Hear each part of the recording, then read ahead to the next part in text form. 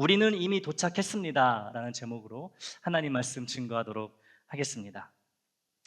사랑하는 여러분, 대림절 셋째 주일 아침이 밝았습니다. 각자의 삶의 무게로 한 주간도 또 열심히 사셨지요. 많이 또 힘드신 일도 있었을 것 같습니다. 하지만 그런 무게를 안고도 이 예배 자리로 나오신 여러분을 주님의 이름으로 축복합니다. 여러분, 오늘 이 앞에 초들을 한번 찬찬히 한번 살펴보시기를 바랍니다. 불이 몇 개가 켜졌지요? 3개가 켜졌습니다. 그 중에 한 가지, 한 촛불이, 한 초가 색이 달라요. 무슨 색이죠? 색이 다른 초가 어떤 색이죠? 빨간색 없어요. 네. 하얀색도 없어요. 이 분홍색입니다. 멀리서는 하얀색으로도 보일 수 있겠다. 이 분홍색이에요. 유일하게 이 분홍색 초가 오늘 켜졌는데요. 이 색깔마다 의미가 있는데 이 분홍색 초는요, 어떤 의미가 있냐면 기쁨의 의미가 있습니다.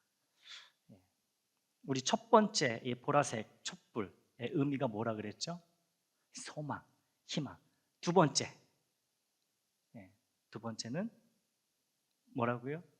평안. 오늘은 주님이 가져오시는 기쁨을 의미하는, 상징하는 이 분홍색 초를 켰습니다. 예전부터 우리 교회는 이 초를 가우데테 초라고 불렀어요. 가우데테. 이 라틴어로요, 기뻐하라라는 의미입니다. 우리 한번 이야기해 보실까요? 가우데테. 네. 애장의 이 수준이 이렇게 높아요. 우리는 라틴어까지도 이렇게 하나님의 은혜로 나누고 있는데요. 이 가우데테 촛불입니다. 기뻐하라라는 거예요. 근데 여러분, 지난주 설교하고도 이렇게 이어지지만 기뻐하라라는 이런 말을 들으시면 여러분 어떻습니까? 2주 전이나 한 주 전이나 여러분, 또 앞으로 오늘 시작돼 다가올 한 주를 생각해 보면 이 기뻐하라는 이 말이 이렇게 피부에 와닿지 않는다는 거죠. 그래서 이런 질문을 할 수가 있어요. 아직 크리스마스가 오지도 않았는데 설레발도 아니고 벌써부터 기뻐해야 되나? 세상은 지난주와 마찬가지로 아직도 시끄럽고 나의 이 삶은 여전히 너무나 버거운데 기뻐하라니 도대체 뭘 보고 기뻐하라는 걸까? 하지만 이러한 질문은요, 이 믿음이 약해서 생기는 질문은 아니에요. 꼭 그래서 그런 것만은 아니라는 거예요. 오히려 이 정직하게 살아가는 우리 같은 사람들이 던질 수 있는 솔직한 질문입니다. 저도 목회하면서 또 한 사람의 성도로 살아가면서 이 질문을 자주 던지곤 합니다. 나도 모르게. 예전에 그 LA 공항에서 락스에서, 여러분 락스 아시죠? 락스 LA 공항. 이 한국행 비행기를 이렇게 기다리고 있을 때의 일이에요. 아직 비행기를 타지 않았는데 이 게이트 직원이 저에게 이렇게 인사를 했습니다. Have a nice time in Korea. 한국에서 좋은 시간 보내세요. Have a nice time in Korea. 저는 아직 비행기 게이트 그 앞에서 이 비행기 탑승을 기다리고 있는데, 근데 그 말을 듣는 순간에 제가 참 기분이 묘했습니다. 몸은 여전히 공항에 있는데, 이 미국에 있는데 마음은 이미 한국에 가 있더라고요. 제 마음. 이 어머니가 끓여주시던 이 된장찌개 냄새, 코에서 막 나는 것 같았고요. 그 한국 특유의 그 차가운 겨울 아침에 그 차가운 공기가 막 느껴지는 것 같았고요. 익숙한 동네 그 골목길 풍경이 막 한꺼번에 떠오르더라고요. Have a nice time in Korea. 이 말을 듣는 순간 내 몸은 아직 미국에 있는데, 비행기 타지도 않았는데. 여러분, 왜 그랬을까요? 제가 몸은 아직도 미국에 있고 비행기 타지도 않고 비행기 뜨지도 않았는데 왜 저의 마음은 이미 한국에 가 있었을까요? 그것은 이미 한국에 도착한다는 것이 확정이 되어 있기 때문에 그렇습니다. 반드시 가게 되어 있다라는 그런 확정이 되어 있기 때문에 제 마음이 이미 가 있는 거예요. 언제 몇 시에 도착하느냐 이 문제이지 한국에 도착한 해 만에 이 문제는 아니었다라는 것이죠. 그러니 마음이 가 있는 거예요 벌써. 그런데 오늘 본문이요, 골로새서 이 본문이 바로 이러한 이야기를 우리에게 해주고 있습니다. 이 사도 바울은 우리에게 이렇게 말합니다. 골로새서 3장 1절이에요. 그러므로 너희가 그리스도와 함께 다시 살리심을 받았으면, 여러분 뭐뭐 했으면, 했더라면, 요 면이 딱 들어가면 여러분 우리는 조건처럼 들리지요. 뭐뭐 한다면, 그랬다면. 그런데 이 말은 조건이 아니에요. 혹시 여러분이 예수 안에서 살리심을 받았다면 이라는 이 가정이 아니라는 것이죠. 우리말은 그렇게 들리지만 아니에요. 이것은 분명한 선언입니다. 어떤 선언이냐 하면 예수를 믿는 여러분은 이미 새 생명 안에 들어와 있습니다.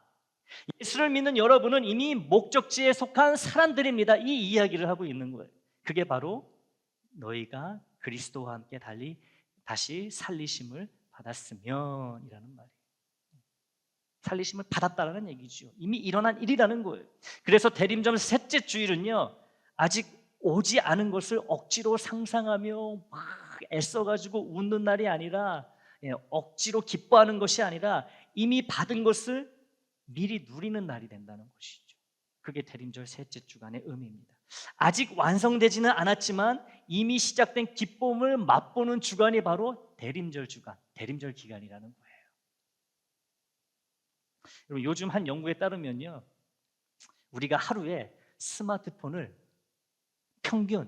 평균입니다. 96번이나 확인한다고 합니다. 평균이에요, 평균. 더 많이 보는 사람도 있고 더 적게 보는 사람도 있겠지만 최소 거의 100번 이상 우리가 들여다본다는 것이죠. 굉장히 많이 들여다보고 있습니다. 그렇죠. 이 알림이 울리면 자동으로 손이 움직이고요. 뭐 보지 않고도 여러분 버튼이 어디 있는지 알잖아요. 탁탁탁탁 누르고. 이 잠깐의 공백만 생겨도 잠깐만 심심해도 본다는 거죠. 뭐 특별한 거 없는데도 봐요. 카톡 온 거 없나? 뭐 재미난 거 없나? 꺼내 본다는 거예요. 심심하면.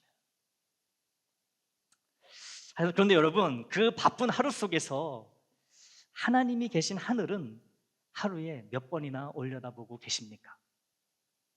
하늘나라는 얼마나 생각하고 계세요? 아마 대부분의 날 이 하나님 나라, 하나님이 계신 이 하늘은 우리 시야에서 사라지고 우리의 눈은 늘 아래를 향하고 있을지도 모릅니다. 계좌 잔고, 건강검진 결과, 아이 성적표, 회사의 평가, 아니면 나의 사업의 실적. 현실의 무게가 너무 우리를 강하게 사로잡고 있기 때문에 우리의 눈이 하늘로 올라가지 못하고 자꾸만 땅으로 내려간다는 것이죠. 사도 바울은 바로 그 지점에서 우리의 이런 인생을 멈춰 세웁니다. 그리고 이렇게 말하는 것 같아요. 방향이 조금 틀어졌습니다. 지금 가고 있는 길이 맞는지 다시 점검해야 합니다. GPS를 다시 맞춰야 합니다. 시선을 위로 올려야 합니다. 이렇게 말하고 있는 것 같아요. 여러분, 우리가 GPS로 목적지를 설정해야 되는데요, 그 목적지 그리고 우리가 바라봐야 할 그 시선은 어디일까요? 바로 하늘이라는 것이에요. 하나님의 나라, 바로 하나님이어야 된다는 것이죠. 우리의 목적지는. 그런데 바울의 말이 우리를 한 번 더 멈춰 세웁니다. 우리가 아는 GPS는 늘 이렇게 말하는 것 같아요. 목적지까지 아직 남았습니다. 조금만 더 가세요. 조금만 더 참으세요. 조금만 더 버티면 됩니다. 우리의 GPS는 이렇게 말해요.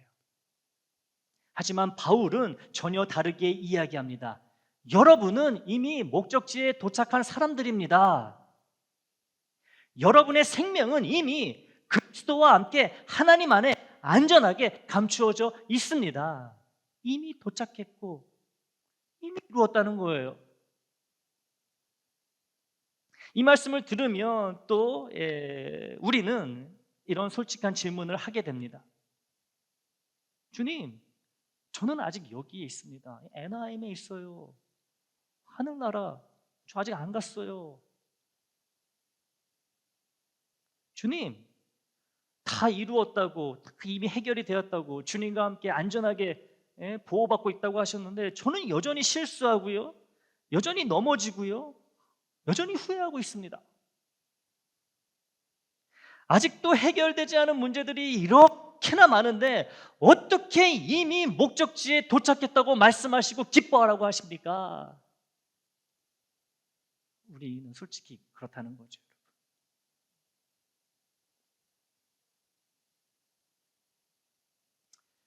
그런데요, 이 바울의 대답은 분명합니다.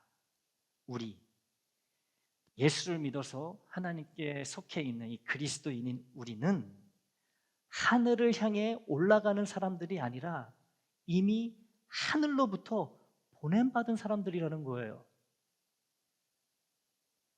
그러니까 본향이고 고향인 거예요, 여러분. 하늘나라가 또 못 가본 것처럼 우리가 거기를 기다리는 게 아니고요, 우리는 이미 하나님의 품으로부터 이 땅에 보내심을 받은 자라는 것이지요. 그러니까 이따가 온 거예요. 하늘은, 하나님이 계신 그 하나님 나라는 우리가 언젠가 가게 될 먼 미래의 장소, 그 주소가 아니라는 것이죠. 이미 우리에게 주어진 우리의 본향, 나의 고향이라는 거예요. 여러분, 주재원 아시지요? 예, 삼성의 기업 이름을 말했네, 안 하려고 했는데, 예, 대기업에, 한국의 대기업에서 이렇게 보내게 되면, 삼성이나 LG나 이 미국으로 보내게 되면 주재원이죠. 여러분, 그분들이, 주재원들이 이 미국에서 미국 땅을 밟고 미국 음식을 먹고 달러를 받으며 일을 하지만 그 주재원의 소속은 어디예요? 자기가 파송받은 그 회사잖아요. 그렇지요. 여전히 자기가 몸담고 있는 회사가 자기의 소속입니다. 어디에 있든 간에. 우리가 바로 그런 사람들이라는 거예요. 우리의 본사는 어디예요? 하늘나라라는 거예요. 우리는 이 땅에, 이 미국에, 이 지사에 보냄을 받은, 파송을 받은 하나님의 사람들이라는 것이죠. 그러니 우리의 소속, 우리의 주소는 이곳이 아니고 이미 하늘나라라는 것입니다. 바울이 지금 그 이야기를 하고 있는 거예요. 바울은 또 말합니다. 골로새서 3장 1절 계속 이어지는데요, 위의 것을 찾으라 라는 말합니다. 위의 것을 찾으라. 여러분, 이 말을 들으면요, 오해하기 쉬워요. 위에 영적인 것, 신령한 것, 이 현실을 마치 포기하라는 그런 말처럼 들린다는 것이죠. 그런데 절대 그렇지 않아요, 여러분. 우리 주님은 현실을 무시하지 않으셨습니다. 현실보다 하나님의 나라가 더 귀하다고 말씀하셨지, 현실을 하찮은 것으로 여기지 않으셨어요. 그래서 여러분, 주님이 가르쳐 주신 주기도문에 어떤 내용이 있습니까? 일용할 양식을 위해서 기도하라고 말씀하시잖아요. 현실도 중요합니다. 이 위의 것을 찾으라는 말은 세상 일을 무시하라는 말이 아니고요, 초대의 말씀이라는 것이죠.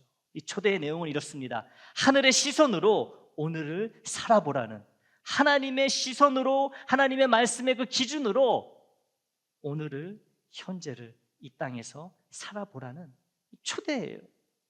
오늘의 말과 오늘의 선택을 다시 점검해 보라는 부르심입니다. 이것이 바로 위의 것을 찾으라는 말이에요.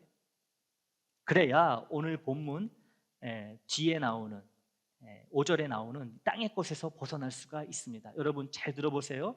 이 땅의 것을 우리가 벗어나야 되는데요, 그러려면 위의 것을 봐야 됩니다. 위의 것은 뭐예요? 하나님의 말씀, 하나님의 뜻이라는 것이죠. 땅의 것은 음란한 짓, 더러움, 욕정, 악한 욕망, 탐욕을 말합니다. 땅의 것들, 사실 다 우리에게 익숙한 것들이에요, 여러분. 아닌 척하지 마세요. 음란한 짓이란 결혼 외에 성관계뿐 아니라 성적 타락, 매춘과 관련된 모든 행위를 가리킵니다. 여러분, 얼마나 어지러워지는지 모르겠어요. 제가 어릴 때만 하더라도 정말 이렇게 노골적으로 이 성적인 이런 내용들이 대중매체에 감히 타지를 못했습니다. 근데 요즘은 미국은 말할 것도 없고 한국도 여러분, 얼마나 그런 문란한 내용들이 아무렇지 않게 웃음거리로, 코미디 소재로 막 퍼져나가는지 모르겠어요. 아이들이 다 보고 있어요. 이 음란한 짓. 하늘의 것을 찾지 않으면요, 이 땅의 것, 이 음란한 짓에서 벗어날 수가 없다는 거죠. 또 땅의 것 중에는요, 이 더러움이 있습니다.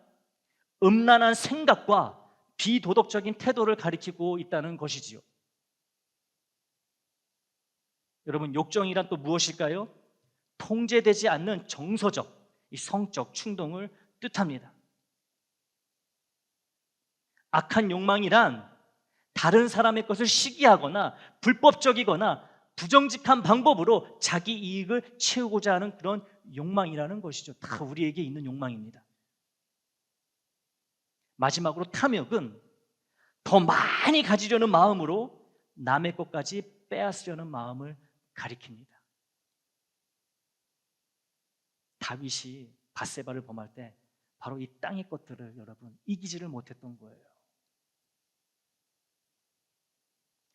하나님이 계신 하늘을 바라보며 하늘의 기준, 곧 하나님의 말씀을 기준으로 지킬 때 이러한 땅의 것들을 이길 수가 있다는 것이죠. 여러분, 우리가 노력한다고 될 수가 없습니다. 우리 힘으로는 이 땅의 것들을 극복할 수가, 벗어날 수가 없어요.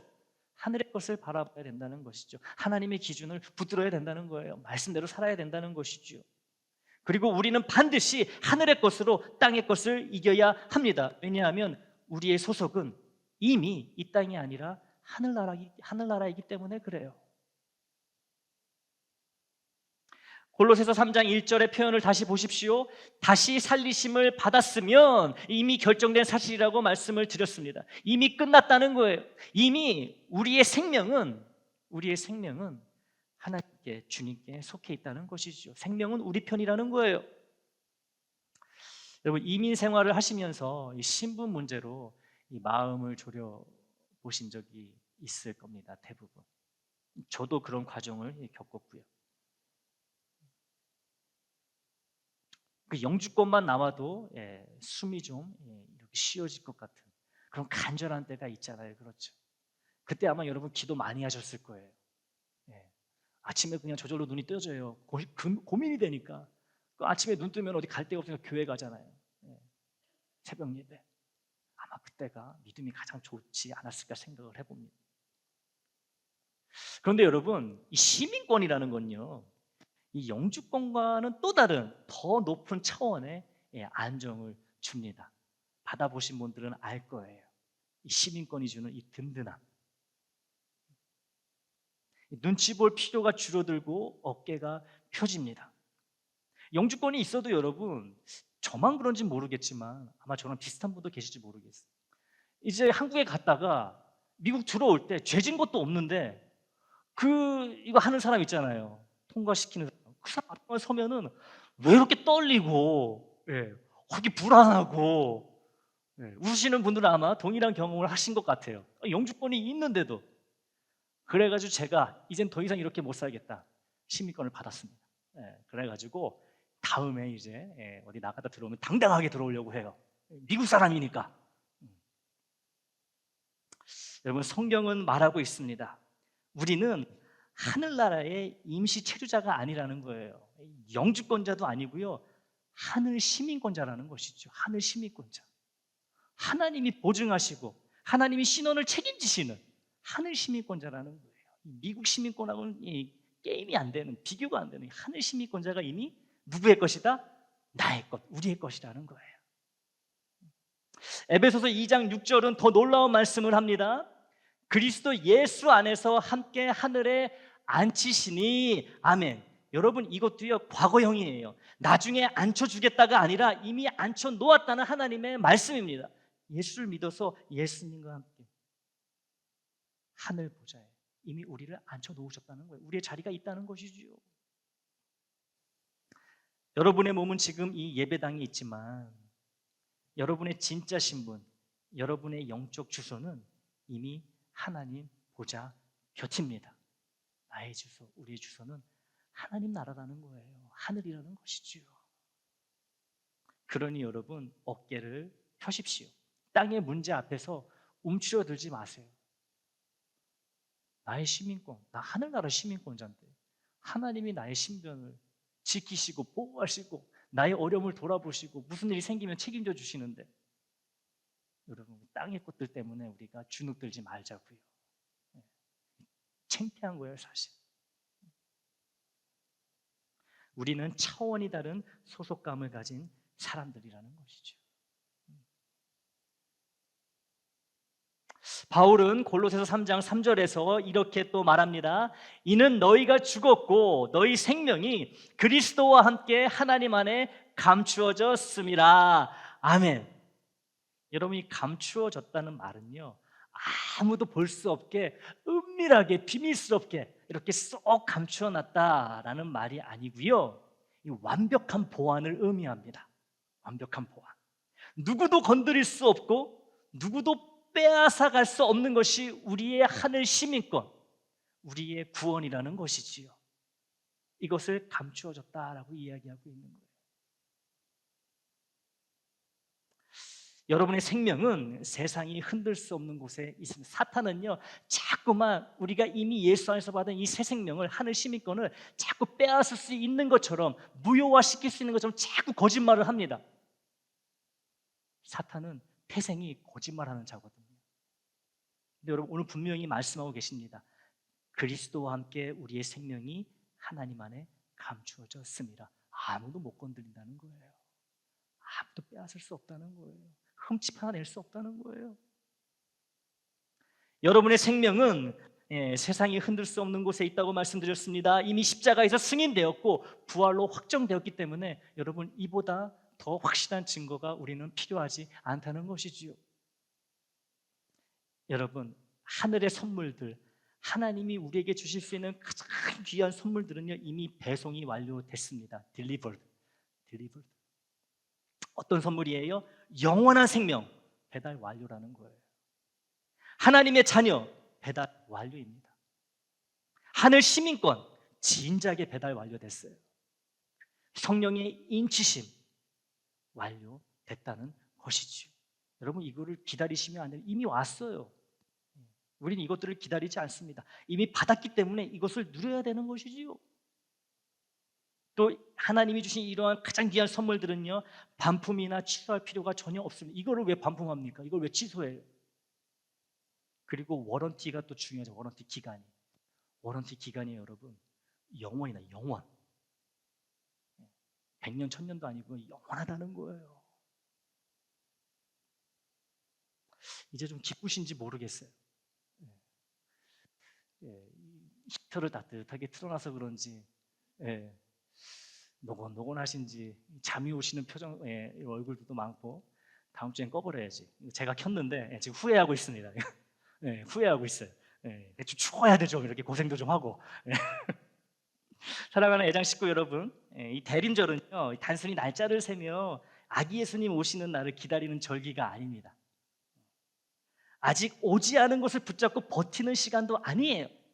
대림절은 이미 받은 은혜를 다시 기억해내는 시간, 이미 우리 안에 시작된 하늘을, 하나님 나라를 조용히 꺼내어 바라보는 이 특별한 절기라는 것이죠. 이미 주신 것을 받아서 꺼내보고 기억하고 감사하고 기뻐하는 시간이라는 거예요. 혹시 요즘 이런 마음으로 살아가고 계신 분이 있지는 않습니까? 정말 열심히 살았는데, 남 부끄럽지 않게 열심히 살았는데 알아주는 사람이 없어요. 집에서건 교회에서건 일터에서건 어디서건 최선을 다했는데 결과는 늘 부족해 보여요. 마음이 너무 아파요. 나는 정말 죽기 살기로 했는데 결과는 보잘것없어 보인다. 믿음으로 살고 싶어 애썼는데, 발버둥 쳤는데, 이 세상 한가운데 살다 보면은 점점 작아지는 이런 느낌, 이런 마음으로 살고 계신 분이 혹시 이 자리에 계십니까? 그런데 여러분, 세상은 아직 여러분이 정말 누구인지 알아보지 못할지도 모릅니다. 세상이 모른다는 거예요. 아직 우리가 누군지. 여러분이 얼마나 버텨왔는지, 얼마나 눈물로 기도했는지, 얼마나 믿음을 지키려 애썼는지 세상은, 또 세상에 속한 사람들은 전혀 모를 수도 있다는 것이죠. 그러니까 여러분, 세상에서 세상 사람들에게 인정받으려고 애쓰지 마십시오. 인정 못 받아요. 세상 사람들에게 인정받으려면 여러분, 세상 사람처럼 살아야지 인정받습니다. 세상 사람처럼 안 사니 그리스도인으로 살아가니 여러분 인정은커녕 여러분 욕만 먹는 거죠. 아싸리 기대하지를 마세요. 하지만 여러분 하나님은 다 알고 계십니다. 여러분이 누구인지, 어떻게 살고 있는지, 얼마만큼 눈물을 흘리고 있는지, 얼마만큼 진실되게 믿음으로 살려고 애쓰는지 하나님은 다 알고 계신다는 거예요. 여러분 우리는 이 위로 외에는 솔직히 참된 위로가 없어요. 하나님이 알아주시지 않으면 여러분 어디서 위로받겠습니까? 그리고 주님이 오시는 그날, 재림하시는 그날 세상은요, 온 세상 사람들은요 마침내 우리가 누구인지 알게 될 것입니다. 반드시 그날이 오게 돼 있어요. 그날에는 지금은 숨겨져 있던 여러분의 정체가, 지금은 가려져 있는 여러분의 영광이 모두 드러나게 된다는 거예요. 하나님이 다 드러나게 하신다는 거예요. 아, 저 사람이 하나님의 자녀였구나. 저 고단한 시간을 지나오면서도 믿음을 지켜낸 사람이 바로 형제고 저 자매구나. 하나님이 다 이렇게 드러나게 하신다는 거예요. 알게 하신다는 거예요. 우린 다 그날의 그 자리에 있는다는 것이죠. 여러분 이 위로밖에 없어요. 이게 소망이라는 것이죠. 그러니 이 땅에서 여러분 자꾸 위로받으려고 하지 마세요. 이 땅에서 자꾸 보상받으려고 하지 마세요. 하나님이 주시면 감사하지만 안 주셔도 그만이라는 거예요. 왜냐하면 진정한 보상과 진정한 영광이 기다리고 있기 때문에 그런 거죠. 그러거나 말거나 그냥 부지런히 열심히 가던 길 가시면 됩니다. 믿음의 길 가시면 되는 거예요. 고개를 드십시오. 땅만 보며 걷던 시선을 천천히 들어 이제 하늘을 바라보시기 바랍니다. 우리 아버지가 계신 나의 고향, 나의 분향을 바라보시기를 바라요. 우리는요 길을 잃어버린 사람들이 아닙니다. 우리는 고아도 아니에요. 우리는 이미 목적지에 속해 있는 사람들입니다. 분명한 정체성이 있는 사람들이에요. 아직 도착하지 않은 것처럼 느껴질 뿐이지 이미 하늘에 그 이름이 선명하게 기록된 사람들이, 하늘 시민권자가 바로 우리라는 것이죠. 이번 한 주 상황이 당장 바뀌지 않아도 괜찮습니다. 문제가 한 번에 해결되지 않아도 괜찮아요. 걱정하지 마세요. 세상에 유통기한이 있는 기쁨 말고, 사라지고 깨지는 위로 말고, 듣고 나면 기분 나쁜 그런 위로 말고, 위로부터 내려오는 흔들리지 않는 기쁨, 곧 예수의 이름으로 오늘을 착실하게 살아가시기를 바랍니다. 이미 도착한 사람답게, 하늘 시민답게 조금 더 담대하게, 조금 더 여유 있게, 조금 더 당당하고 우아하게 살아가시기를 바랍니다. 여러분은 결코 홀로 서 있는 존재가 아닙니다. 여러분의 등 뒤에는 전능하신 하나님이 떡하니 버티고 서 계십니다. 우리의 뒤를 보고 계신다는 것이지요. 여러분의 마음 깊은 곳에는 십자가의 사랑으로 우리를 부르신 예수 그리스도께서 이미 거하고 계십니다.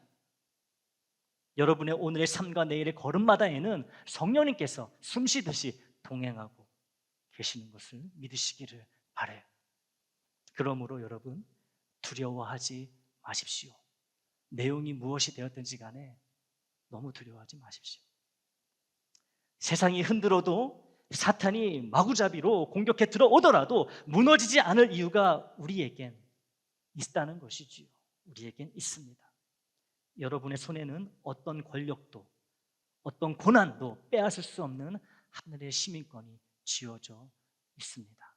그 시민권을 힘들 때마다 바라보시기를 바라요. 나는 이 땅에 속한 사람이 아니야.